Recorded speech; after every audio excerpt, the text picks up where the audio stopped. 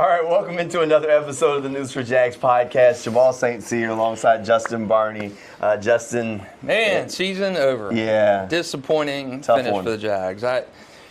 So many things that I think they left out on the field on Sunday against the Bills. Trevor didn't have his best game. They abandoned the run, took points away on a decision to go for it on fourth down and instead of going for the field goal. A lot of things can be second-guessed on, but again, I think the large consensus is, man, they did something that no one outside of probably that locker room thought they would do. Look, I mean, it's been a fantastic season. You see it come to an end, but I kind of look at it almost as you needed that playoff experience.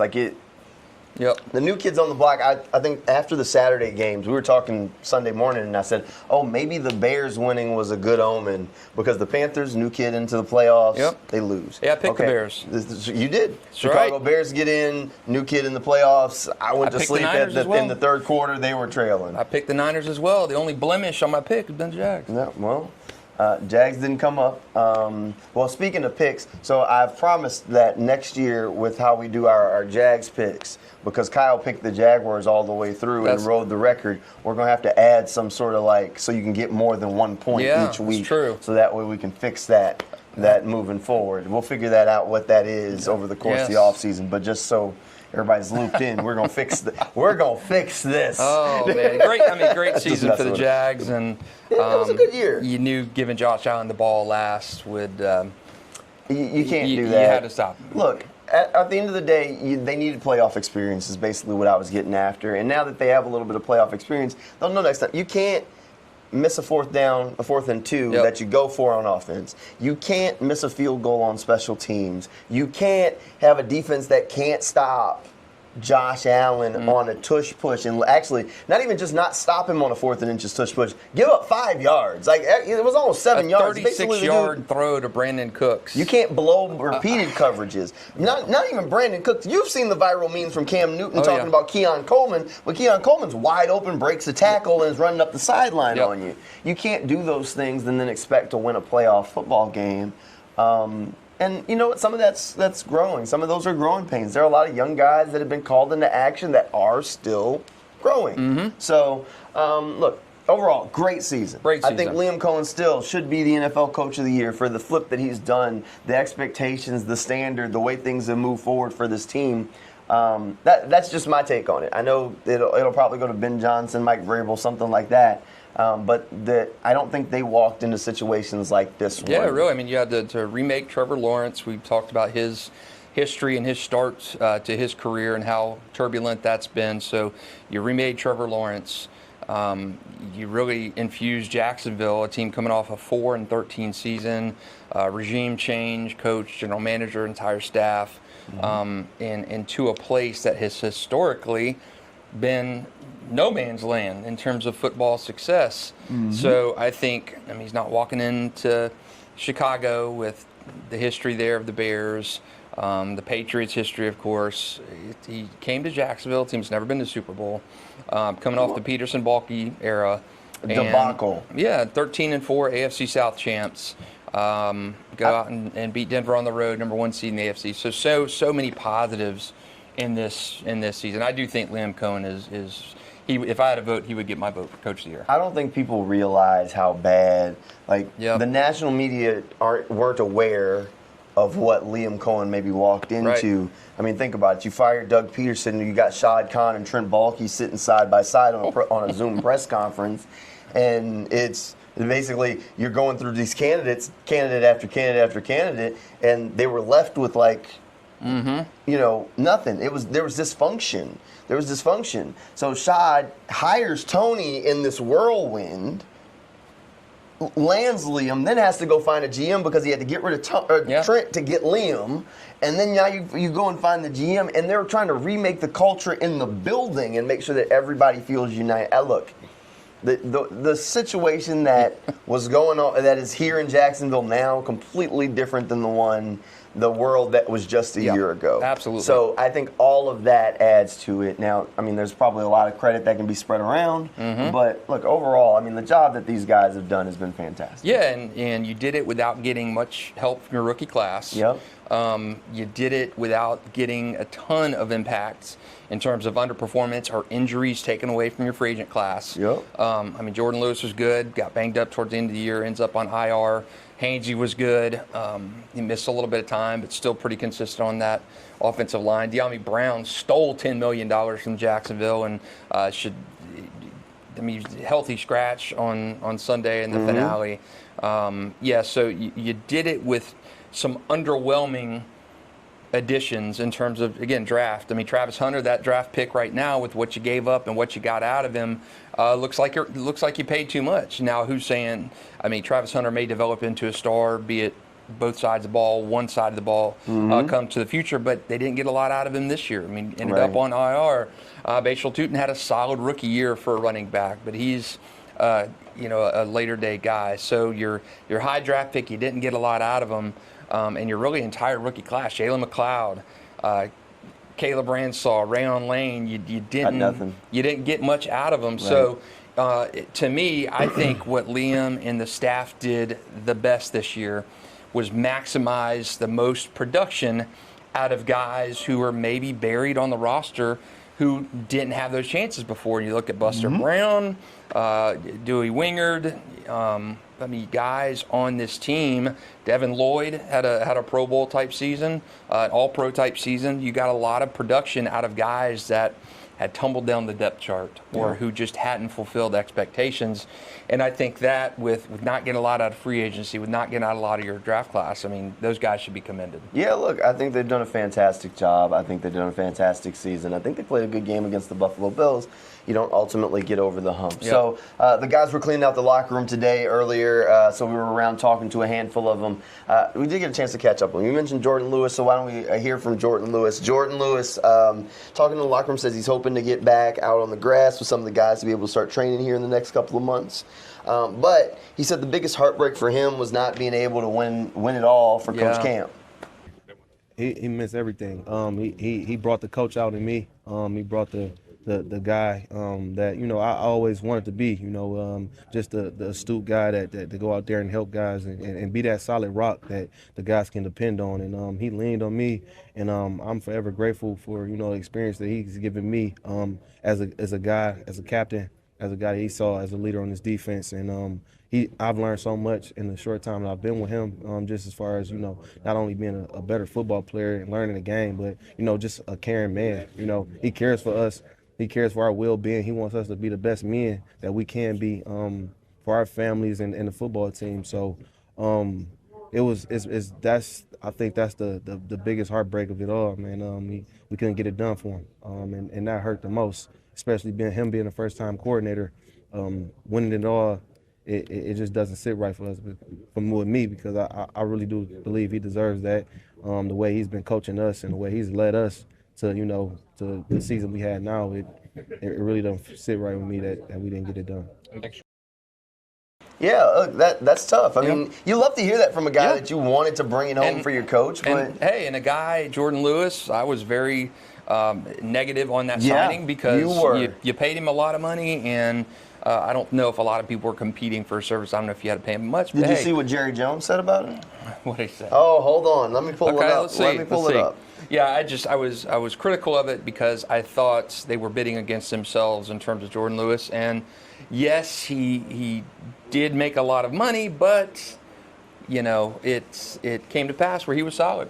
Jerry Jones said in his postseason press conference for the Dallas Cowboys, "We lost the nickel, and it hurt us more than we thought. The nickel was a serious loss for us. It made a big difference, and not having Lewis out there, and so we got to get better there. The number one thing we thought when we lost our nickel last year was, we'll just move Bland in and out and going back and forth. He wasn't quite as suited for getting inside his nickel as we thought he would be."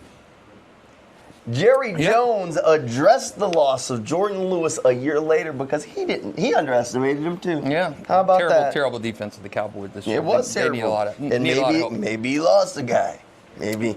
So and I was critical of that, but that was a free agent signing that wound up working out pretty well. De'Ami Brown was on the other end of the spectrum. Didn't end up working out really well, and they had some mess to clean up. in terms of the Tyson Campbell contract. Probably need to get out of the Walker Little deal at some point, however that can happen.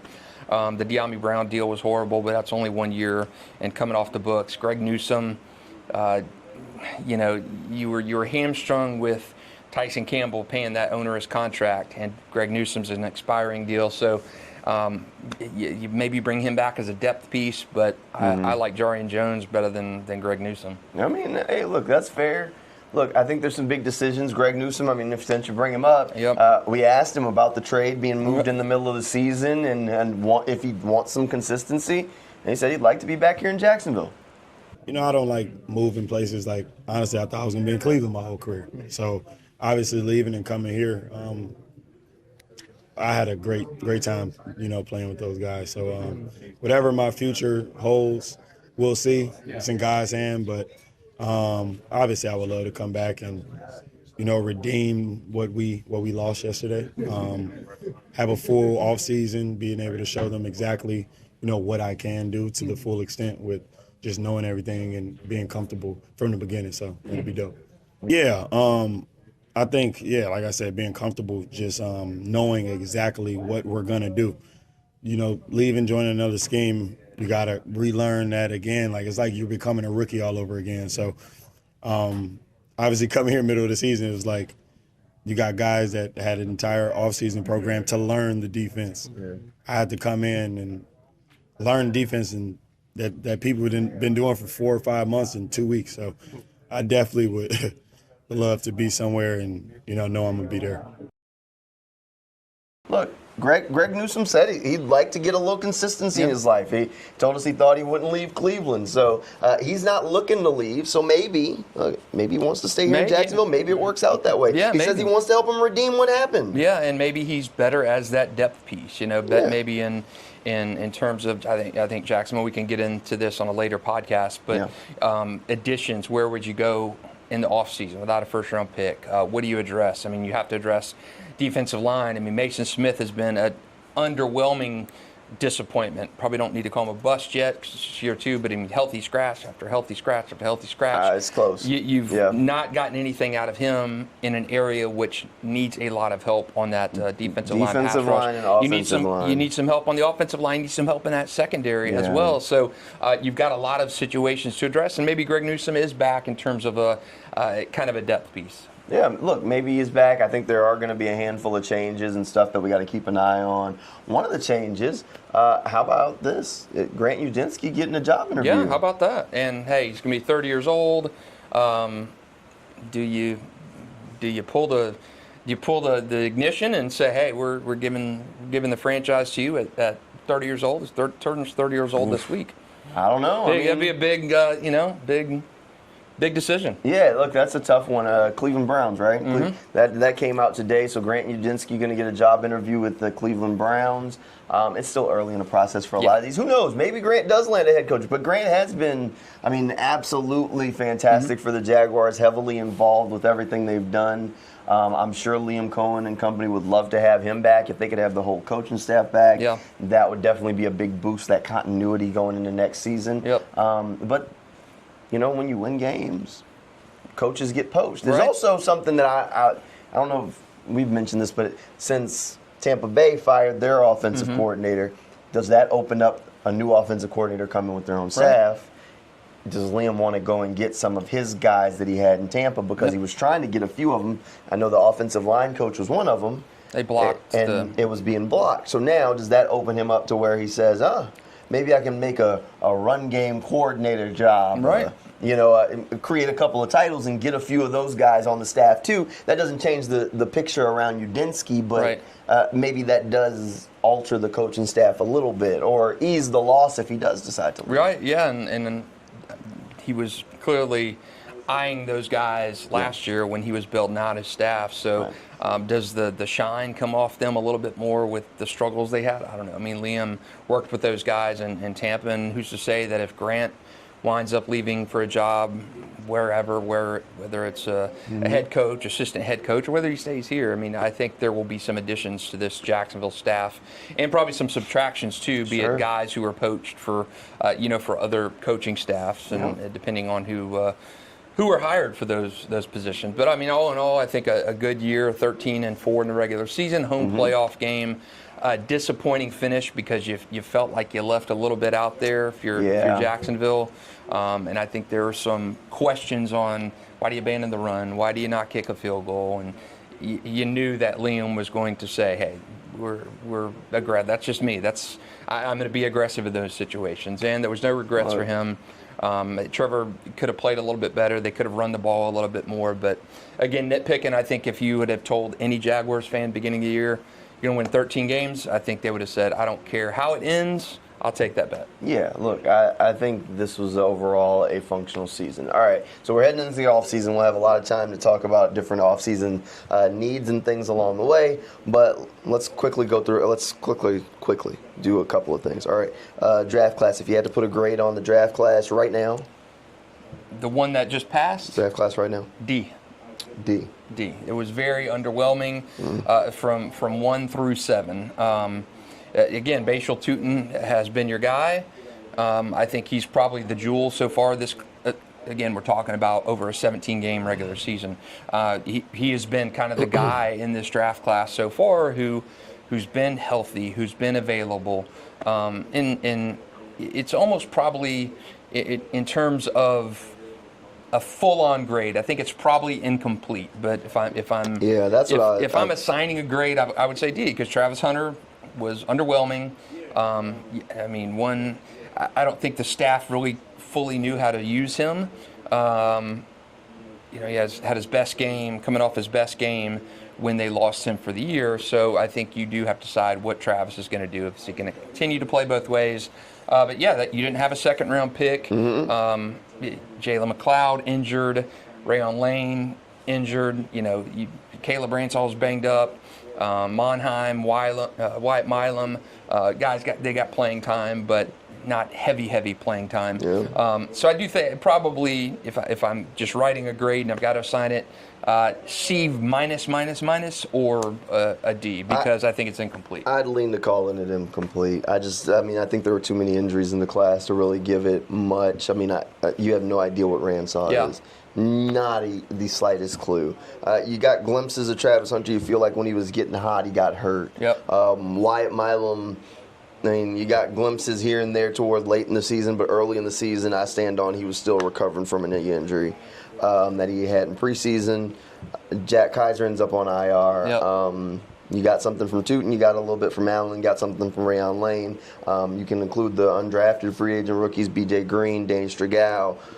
They help inflate the grade currently for me, but I'd give it an incomplete with all the injuries. All right, so since that one is way fresh, and that's just that grade in a rookie class after 1 year doesn't even make sense, to be 100% honest. Let's go back to 2023. So now you have a full 3 years with these guys. The 2023 draft class that if I was dedicated enough and pre-planned, I'd go back and find your grade for, but I'm not going to do that in this moment. So Anton Harrison, Brenton Strange, Tank Bigsby, Ventrell Miller, Tyler Lacey, Yasir Abdullah, Antonio Johnson, Parker Washington, Christian Braswell, Eric Hallett, Cooper Hodges. There was also Raymond Vohasek and Derek Parrish. I would say probably a B+ on that. A B+? B+ on that. So, I mean, Strange has been fantastic. Parker Washington has been, he's a guy who I think should get a second contract.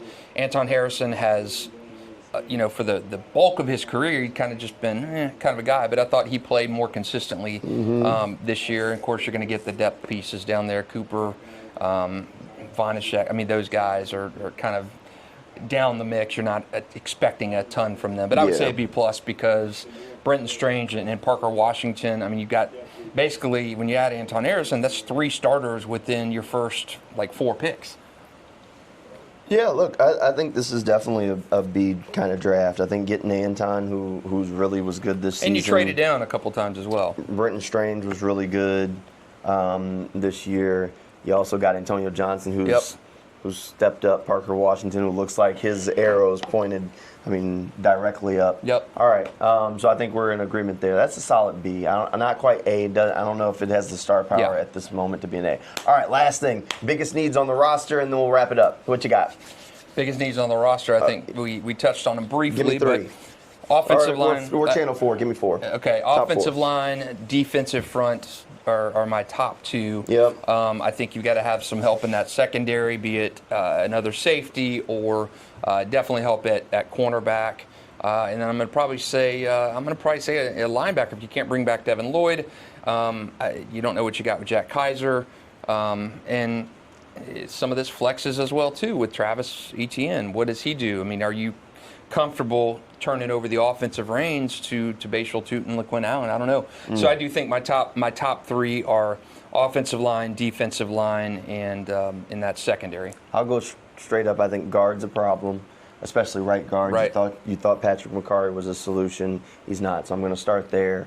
You need Wyatt Milam to be good. Yep. You need him to be good. McCarry didn't play well. He just flat out didn't. Defensive tackle, not good enough. You got to improve in the trenches, in the middle. You got 0 pass rush production in crunch time. Eric Armstead had sack numbers, but they weren't great. That's how you can help boost Trayvon and Josh, is get some pass rush up the middle. They got to boost the interior of that defensive line. It's at least a sub pass rusher that can come in and help you on third down. So I'd go offensive line, defensive line. I would say running back, because there's questions that you got to keep Travis. You have to keep Travis Etienne, who is a free agent. So do you franchise tag that guy? Are you willing to pay the franchise tag for Travis Etienne to keep him another year to see, are you comfortable with Bashal Tootin? Right. I don't know. That's a tough question that has to be asked that we can talk about in another episode, but that would be my number 3. My 4th biggest need, it's corner. Corner, because you got Buster, who's a free agent, Greg Newsome, who's a free agent. Yep. Those were your 2 starting outside corners going in or in your last game of the season. Both of those guys are free agents. Now, you do have Travis Hunter coming back. You'll have Jordan Lewis coming back. You'll have Jarian Jones, who's still on the roster. So you have those 3 guys, but 2 of them play in the same position. Right. And then you got Travis Hunter, who's playing both ways. You got to figure out outside corner. Are you keeping Buster? Are you keeping Greg? Are you keeping both? What's the situation there?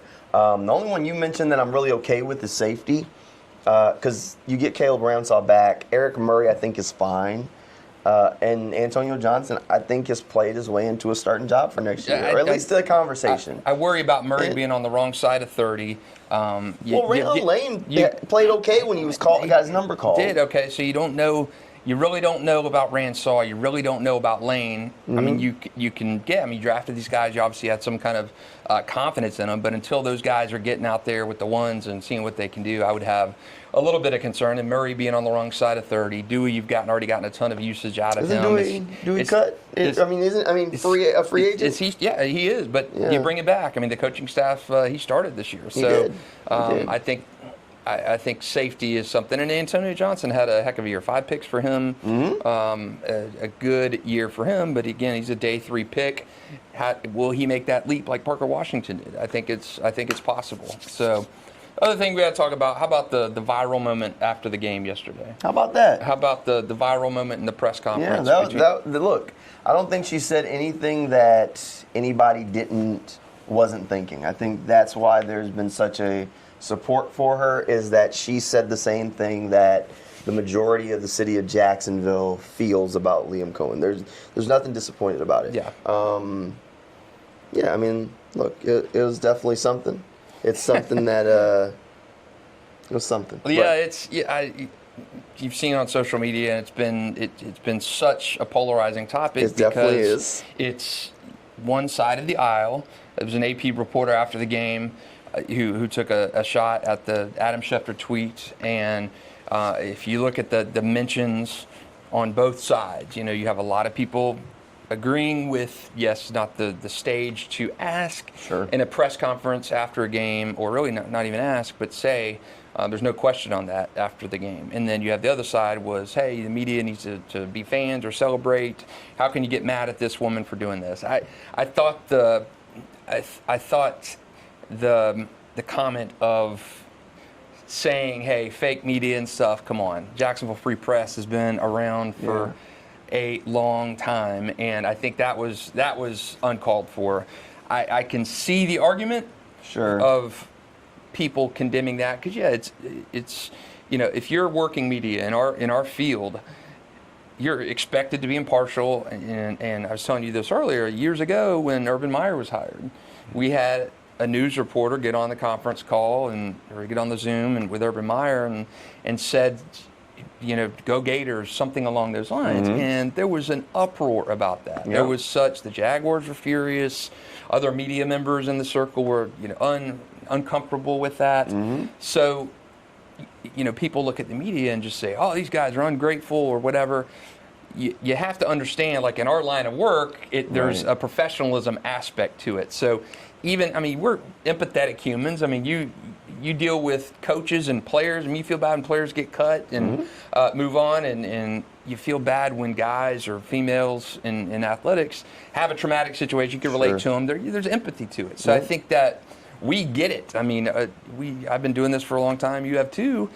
So I think there's that empathy to it. But I think the platform where you say something to a coach and you don't follow up with a question, I think from the media aspect, to me that was we've all heard people in press conferences say, thank the coach, thank the player for their time, congratulate them on a good game. That happens quite a bit. It does. But I think an issue would have been, I don't even think it's even a question if the reporter, I think she's associate news editor at the Free Press, follows that up with a question or at all. I don't even think we're having this conversation. It was odd because it was just a statement. Look, I think there's a lot of older media that don't like the way I do things, and that's fine. I don't care. Stuff has shifted, stuff has changed. Do I think it would have been better to tell Liam as he walked out that same statement? If that was caught on a cell phone in that moment, completely different, I think, appreciation from a lot of folks for that. And I think Liam would have appreciated that a little bit differently. Liam has been very open. He's been good with the media. Like if he's stopped and talked to us on more than one occasion without, problem. Steps off the podium, somebody says something, it stops and talks to the room for a second, and then keeps on rolling on. So in that moment, if she had shared that with Liam or, to the room with Liam, I think it would have been a little bit of a different thing. You stop the press conference for it. Look, I don't know. Do I have am I categorically against it? No. Am I categorically for it? No. I don't know. I think it's one of those things where two things can be right. And right? That's, I agree with you. I do think one thing can be right, and the other thing can be right too. What was it in a professional, high-stress situation? Was that the appropriate floor and forum to do that? Absolutely not. Did it offend Liam Coen or Jaguars staff members?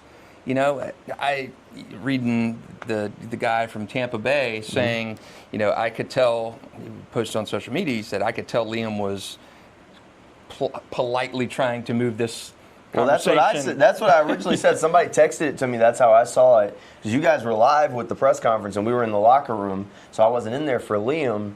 Somebody texted me. I said, and when I watched the video, I said, "Ooh, that's not Liam's happy face." I said, "That's the face Liam makes when I ask him about injuries." Yeah, thanks. Yeah, I was like, "Oh, nah, I don't think he liked that too much." But that's. And so when I saw that and the guy from Tampa said that, I said, okay, I wasn't just crazy. Well, because we talked to this guy day in and day out. Monday, Wednesday, Friday, you see him at practice. Sometimes you start to realize, just like anybody else. Mannerisms, you learn those mannerisms. You see the face, and I was like, that's the injury face. That's the, thanks for the question. On to the next one kind of thing. But look, it was a moment. It was a nice moment. I think she didn't say anything that the majority of Jaguars fans don't believe. Just like we said, he should be the coach of the year, and I think she's right that there was nothing to be really ashamed of in that moment. A lot to be proud of for the season. But I also think just from I never played in the NFL, but I know from football seasons ending when the few did play years ago, there's hurt. And honestly. You could tell me, oh, don't worry about it. There's a lot to be proud of. You did great this season, guys. We didn't expect you to get far. It still sucks. Yeah, absolutely. It still was bad. So, and for him, this was his first year, his first team. And I've never been a coach, but when you've talked to a ton of coaches, how many coaches tell you they always remember their first team? Absolutely. So whether don't think it's that he's necessarily disappointment. It's the end of something. The locker room next year won't be the same. And even if a lot of the guys will be together, they won't be his first. Right. I mean, for high school coaches, they remember that first team. And even then they'll Josh, remember those first seniors. Yeah, Josh Hines Allen said that yesterday when he came to the podium about, that it's going to be different next year.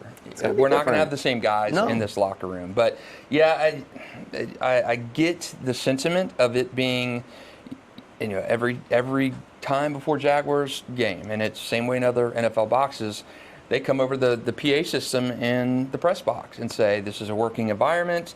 There's going to be no cheering. There's going to be no, basically, if you're a fan in this working environment, we're going to take you out. You're not going to be in this working press environment acting like a fan. So there is that where people, on the other side of this who are taking her argument, this is great, and, it's all that. Well, NFL policy and NFL, they remind you very, very strongly that if you're in a press conference and you're not working, you're going to be asked to leave. If you're in the locker room not working, you're going to be asked to leave. There's going to be no cheering in the press box. There is that. I'm laughing because she did an interview today on the station, and when they asked her about that, she was like, "There's no rules to this," and literally we're watching, like, no, there actually are. There are rules that we signed. Like, there's a whole pamphlet of rules that we go through and agree to follow. And she's like, "There's no rules to this. There's no rules. You just take the mic and do whatever you want." Yeah. And I'm like, that is the farthest thing from the truth. Like, you're walking around getting your face scanned, and like people are complaining because there's only one way I can get to this door. It's after getting my face scanned at the last door, so I'm getting my face scanned 3 times, and I couldn't have turned left or turned right. There's a pamphlet of rules. Yes. I don't know. Look, it's a very divisive topic. It happened. Overall, it was a nice moment. It seems like the majority of people are okay with it, which is fine. And I think she didn't say anything that every person in that room didn't really agree with, and that every person in the city of Jacksonville didn't agree with. I think everybody can stand on that. There's nothing for this team to be let down about. That overall, they should be proud of what they were able to do. And I think we can all agree that it feels like this Jaguars team has raised the standard and expectation. Yeah, and I absolutely, again, like I said, I mean, had you told Jaguars fans beginning of the year, you're going to win 13 games and get a home playoff game, 100% they would have taken 100% of fans would have taken that offer. Absolutely. And who cares if you lose the first playoff game? 13 wins, a home playoff game, AFC.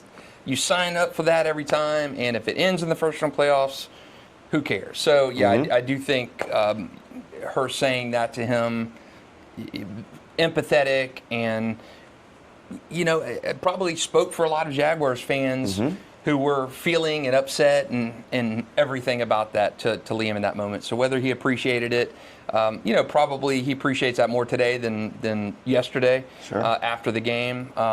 But yeah, I do think it's extremely polarizing because, again, that's what we do for a living. You're in that, and you're in the moment, and you abide by all these rules and stuff. So, it's interesting because I see both sides of the coin. Are these the most viral moments in like a single season in Jaguars history? Probably so. I mean, because think about it. You had the Duval to start. Yeah. You got Trevor with the grill. Yeah. I mean, you got this one. I feel like there was a couple more. Oh, there's the Robert Saleh thing. Yeah. Keep my name out of your mouth. Sean Payton. The small market thing goes crazy. Travis Hunter's dancing every day. Travis Hunter, period. Yeah. So, it felt like this was a crazy season. It was a fun season. Look, we maybe weren't as consistent with the podcast at times this season because it did just get a little wild.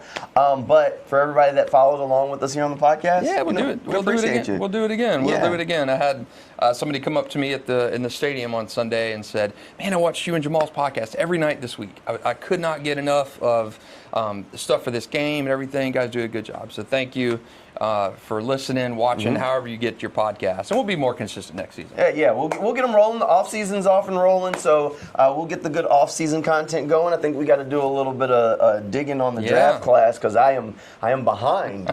Normally I have a schedule and I start going through position by position and names on it, and by I know week nobody. 7. By like week 7 of the season. Now, so you're way behind. I know nothing. Our boss comes in here asking about the Senior Bowl, and I'm like, I don't even know who's there. What's the Senior Bowl? It's people? Mobile? I don't know about that. So we'll get caught up on that. We'll start looking at free agents. We'll take you through the whole thing. We'll also have something maybe later this week from James Gladstone and Liam Coen as they have their wrap-up press conference on Wednesday. So we should have content. We'll get the podcast flowing on a little bit more of a consistent basis for you guys out there.